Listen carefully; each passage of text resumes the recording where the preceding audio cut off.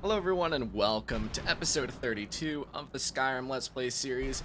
I've been sitting here with Serana for the last 5 minutes setting up this episode and everything, and she just keeps spewing off voice lines like she will not shut up. I wish you could come with us. Yeah, I do too. Now, last episode we ventured through the Soul Cairn and got quite a bit of the ways through, beat Durnavir and those three Bone Keepers. But, hello. You're a bit intimidating. Stay your weapons. I would speak with you, Quinarin. I thought you were dead. Cursed, not dead. Doomed to exist in this form for eternity. Trapped between Laas and Enoch. Between life and death. Why are we speaking? I believe in civility among seasoned warriors, and I find your ear worthy of my words. My claws have rended the flesh of innumerable foes, but I have never once been felled on the field of battle. I therefore name you Quinarin, or Vanquisher in your tongue. I find you equally worthy. Your words I did do beat me you in great 4 hits, honor. but that's fine. My desire to speak with you was born from the result of our battle, Quinarin. I merely wish to respectfully ask a favor of you. What kind of favor? For countless years I've roamed the Soul Cairn in unintended service to the Ideal Masters. Before this, I roamed the skies above Tamriel. I desire to return there. What's stopping you? I fear that my time here has taken its toll upon me. I share a bond with this dreaded place. If I ventured far from the Soul Cairn, my strength would begin to wane until I was no more. How could I help? I will place my name with you, and grant you the right to call my name from Tamriel. Do me this simple honor, and I will fight at your side as your Graze Mazen, your ally, and teach you my Thum. Just call your name in Tamriel? That's it? Trivial in your mind, perhaps. For me, it would mean a great deal. I don't require an answer, Quinarin. Simply speak my name to the heavens when you feel the time is right. Alright. Well, there we go. Durnavir here will now happily come to us when we call his name.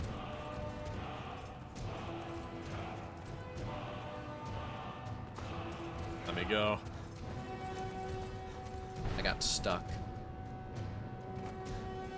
You know, I think it's a mod. I think I have Skyland's Soul Cairn enabled. And I think what that does, if you can't tell, I think it makes it a great deal brighter. Because I swear I don't remember the Soul Cairn being this bright.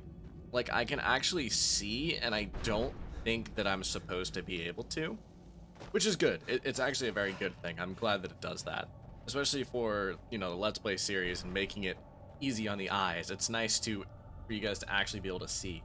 Rather than, you know, not being able to see anything. But, you know, you love to see it. Alright. We go back. And by we go back, I mean I ever so slowly walk there because, once again, I have, 40 less stamina and it regenerates half as fast. Where's the way out? Oh, I see it. It's all the way over there. We run.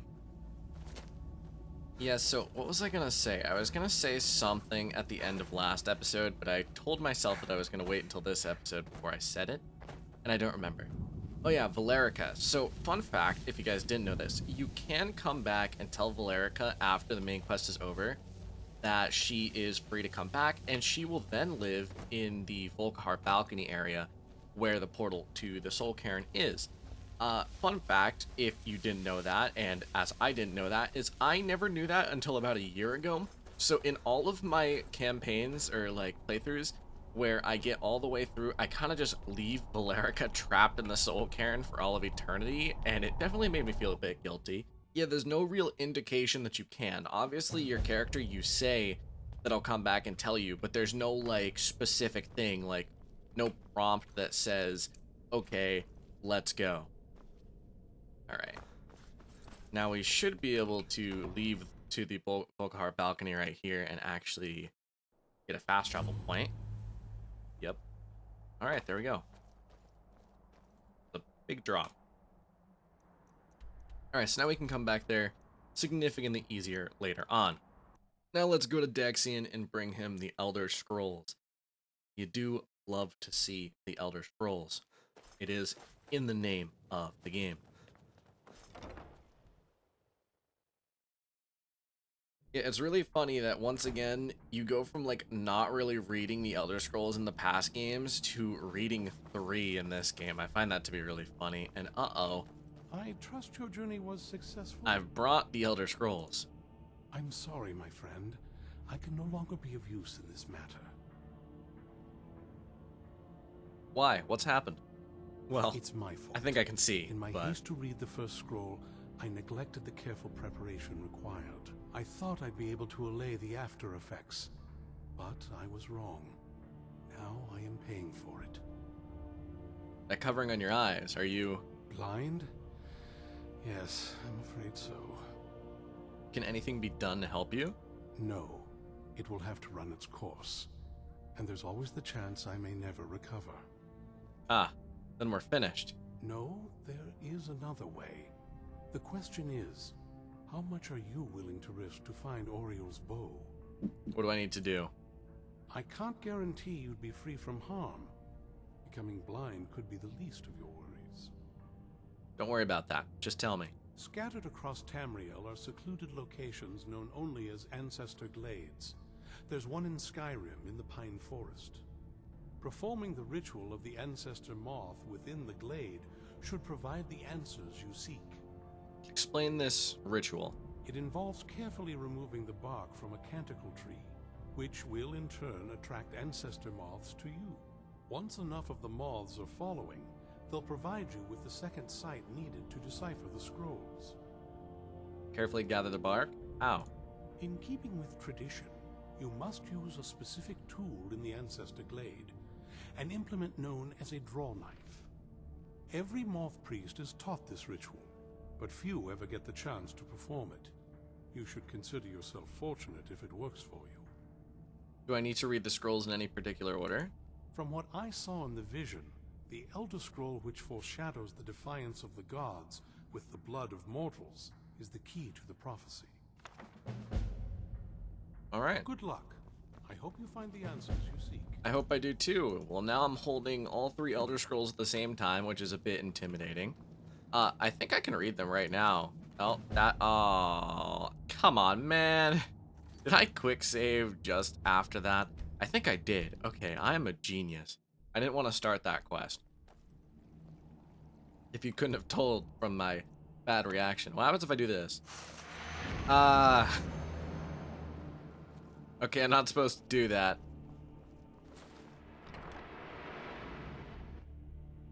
I think it's only temporary. Okay, yeah, it is. It'd be really funny if I just permanently blinded myself.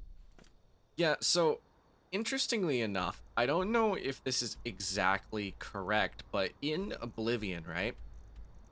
The Elder Scrolls, where am I supposed to be going? I can't see it on the map. Okay, it's down here. I don't know how I missed that. Alright, that's beside the point. In Oblivion, the Moth Priests naturally end up going blind due to kind of... Dragonborn. Yes, I do know. Thank you.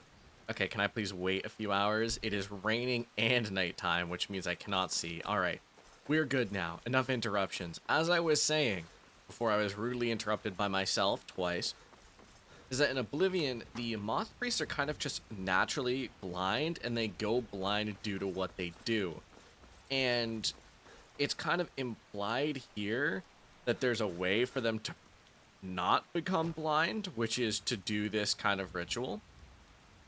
And it really makes you wonder, why is there any blind moth priests in Oblivion if they could have just done this? And also, this is not the best way to get here, so I'm going to not do that. Because I am not stupid, I think, unless I am. In which case, rest in peace. Alright. Okay, I should be able to go up, like, maybe right here. Is there an easier way to do this? It's at the top of this mountain, isn't it? There must be an easier way to do it. So I'll go over here and see what's poppin'. Power here. Interesting. Interesting. Yeah, so as I was saying, it just brings up the question, like, why are any of the moth priests blind? And, you know, I don't think I'll ever get the answer to that. Oh, you know, that Spriggan was a bit tougher than I thought it was going to be. Oh, wait, you know, I just remembered now that I turned up the difficulty at the end of last episode to master difficulty. I forgot that I did that, to be honest. Is there a way to get up here easier? That does not help me. I think maybe if I go around this rock pile, I might be able to find, like, a pathway up.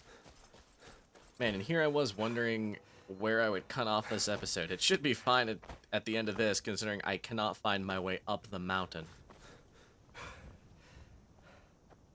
Alright, this should mostly work. So, one thing, let's just bring a random topic of discussion at this. One thing I wish Skyrim had more, and you guys can leave in the comments what you think about this too. Like, what's one thing in Skyrim that you wish was kind of present, right? Like, not just in features. Like, I'm talking, or not like changes to features that are in the game, like something completely different, kind of. Okay, my point is, one thing I would like to see is more passive effects that you can get that are permanent. So, for example, the Agent of Mara is one, which improves your magicka resist by 15%. There's more in the game like that, like, for example, Ancient Knowledge, which is 15% bonus smithing, and I don't know if it's 25% more protection on dwarven pieces of armor, which, funny enough, in the base game is actually broken, so it's 25% damage resist on everything but dwarven armor. I don't know if that was fixed in Special Edition or not, whatever, but you get my point. It's kind of funny how busted it is, considering it does the exact opposite of what you want it to do. I wish there was more passive effects like that. There's also Prowler's Prophet, which lets you find more gemstones. Obviously, there's stuff like Imperial Luck and, like, base traits from your races, but I don't necessarily mean that. Okay, is there an easier way to do this that doesn't involve me jumping up the side of this mountain? I don't think there is. I mean, there definitely is, but I'm not gonna do it. Okay, I should be able to go maybe up right here. Come on, I'm so close. I know that I'm so close. Yes! That right there is how you scale up a mountain. Let me fast travel. Alright, how do I do that? Okay, it was down here, I guess. Down that side of the mountain. Yeah, I just wish that there was more. Like, I think it would be cool if you could do, like, maybe these long quest lines or, like, specific quests that give you those passive effects, because passive effects are, like, really cool, right? Because if this ends up being a wasted trip, your friend Dexian and I are gonna have some words when we get back. man, you were very hostile, Serana.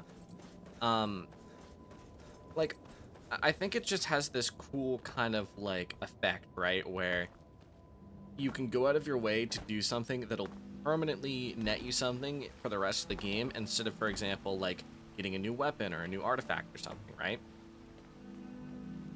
And I just think that that's really cool. There's also stuff like Agent of Debella, which I forget what that does. Uncle Mom would like that bark as much as Dexian said they would. Alright. Look at them. They've definitely taken a liking to you. And unless I'm seeing things, you're starting to glimmer. Am I? I don't actually see that. If I take off my helmet, will I? No. Okay. I think that starting to glimmer thing was not actually starting to glimmer, but... Okay, fine. Need more moths. Or the moths. Guess this is why they call them moth priests, huh?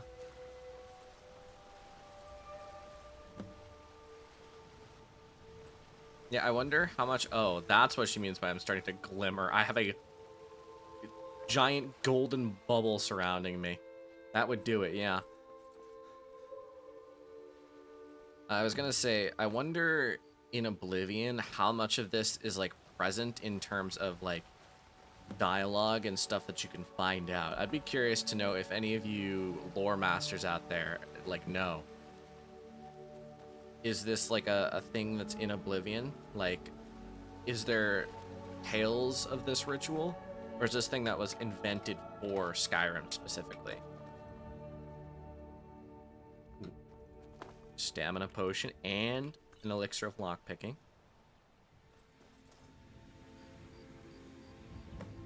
There we go. Man, that is a giant golden bubble. Ow. Alright, enter the column of light and read the Elder Scroll Blood.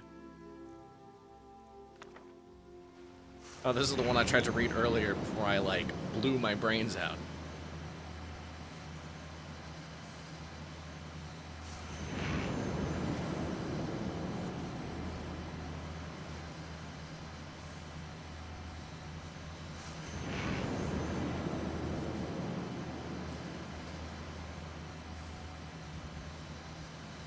Damn, bro, this is a crazy acid trip.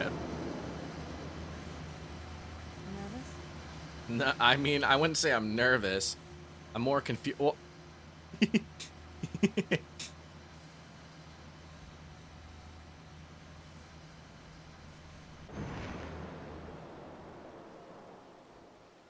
Are you okay? Almost thought I lost you there. You went as white as the snow. yeah, I was having fun. Don't worry, I'm fine. I never trusted those damn scrolls. Who knows what those things could have done to you? Just look at Dexian. It could have blinded me. What about Ariel's bow? Do you know where we can find it? It's in a place called Darkfall Cave. Then it's almost over. We can finally put an end to this ridiculous prophecy. Yes, Where yes is we can. this Darkfall Cave? The scrolls gave me its exact Then location. let's get going. Very I want to convenient. get there before my father has a chance to track us down. All right. Oh, not again. Can you stop sticking me in these... Oh. There we go. Stop sticking me in these things. Uh-oh. Some red dots. I think you spoke a little bit too soon, Serana.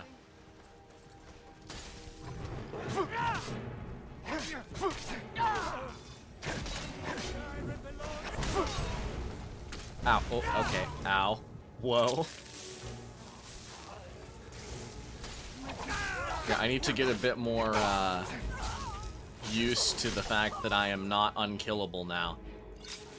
The increased difficulty actually means something.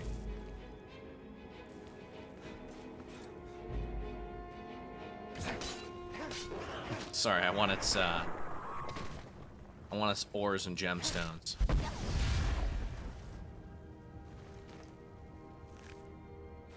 Perfect. I don't think you guys probably have anything of value. 28 septums, I'll take that. Alright, so there we go. We read some Elder Scrolls, and we are not blind. So I consider that, like, a net positive thing, you know, generally. Like, it's good that we're not blind. I do appreciate that fact. Alright, so I think today what we'll do is we'll go till we get to... Or we get through Darkfall Cave. Because Darkfall Cave shouldn't take... Oh, is that a dragon? It's a dragon. Darkfall Cave shouldn't take nearly as long as, say, as the Forgotten Vale would. I imagine. We'll see, we'll see. Maybe I'll just walk to it. We'll see. We'll see how long it takes me to get there. Because as I've mentioned, I don't want to overload these episodes. If I overload them way too much, it gets to be a drag in terms of me having to edit it and then render it and stuff takes too long, and then, you know, I feel like people like it better when it's like not as much at once. I don't know. I mean, I'm sure some people obviously like it better when I record longer episodes, but not everyone. What a nice looking pond, and an alchemist who is dead. That might be a skill book. In fact, it's probably definitely a skill book, considering the fact it had 50 value. But I'm just not gonna read it. And ow, where'd you go?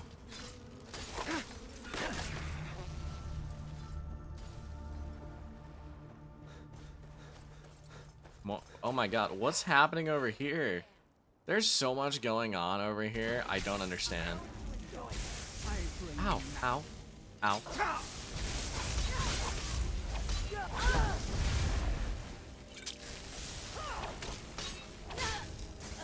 Okay, maybe it's a good thing that I made these potions.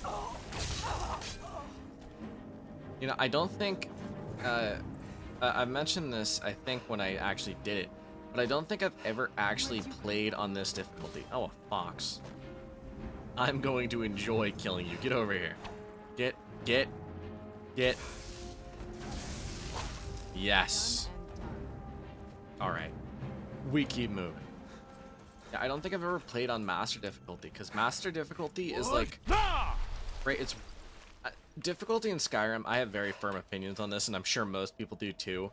I think anything over expert isn't really difficulty, it's just inane, right? It's like artificial difficulty. It makes the enemies into damage sponges and make them do way more damage to you.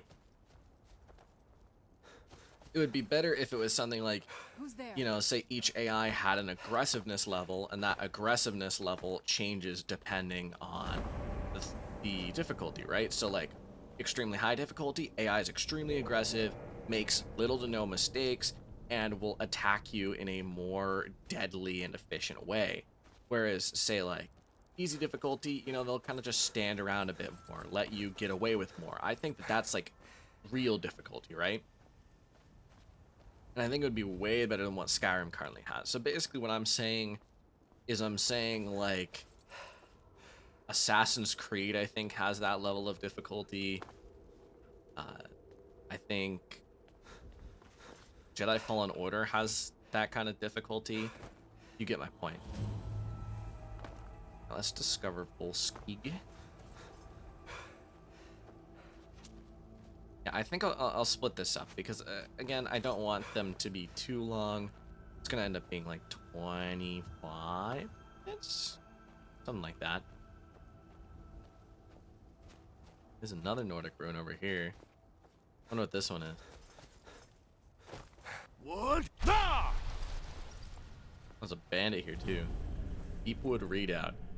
Okay, so Volskig over there is like an actual Nordic ruin. I'm pretty sure that one has a dragon priest in it. Couldn't be positive though. But Deepwood Redoubt is like a Forsworn hideout. Kind of weird that they have the same symbols. I feel like they should have different symbols. Okay. Calm down. I think the Forsworn areas, camps, should have like the camp symbol. I think that would make a lot more sense. What? Like, obviously, some of them build their camps inside of a Nordic ruin. But I don't really feel like that makes it a Nordic ruin, you know? Like, a Nordic ruin is a Nordic ruin because of the type of dungeon that it is. Like, Bleak Falls Barrow, for example. Or, you know, one of those dungeons. Man, I am away in the middle of nowhere right now. These are the areas of the maps that I never go to. What? Like, if we're talking about the two areas of the maps I go to the least, it's like the Reach and any of Markarth, and then like below Windhelm, so like the marshes of Windhelm, you know?